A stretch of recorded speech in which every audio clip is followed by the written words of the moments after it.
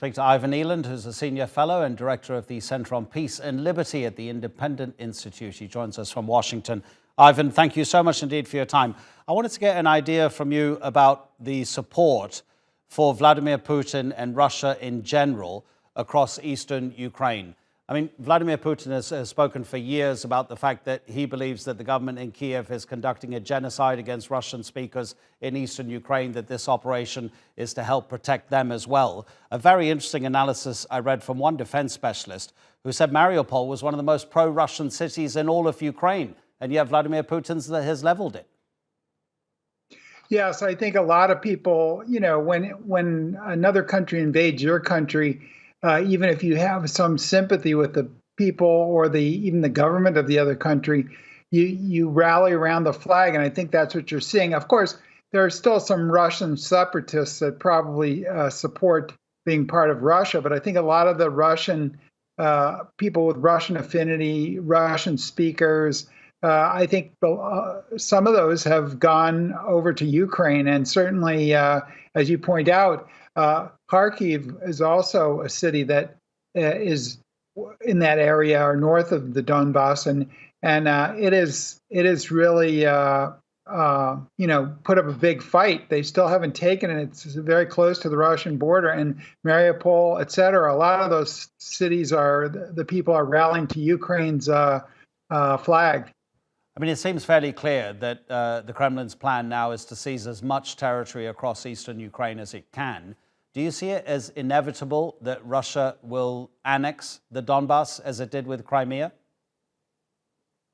Yes, well, I think they'll probably try to do that, and they probably are trying to get as much territory as they can.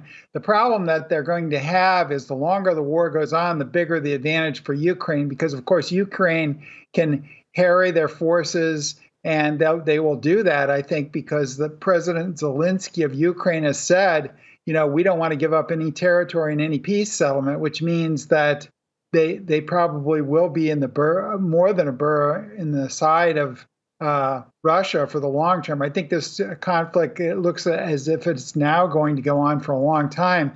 And if they continue to get heavy weaponry from the West and training, et cetera, they can be a very formidable force, especially if they're very mobile, which they seem to be. Those are the tactics they're using. They could put up a fight for a long time. Doesn't that then become, if the Russians are to seize the territory across the east, doesn't it then become a case of occupation, which is so much different to actually waging a war?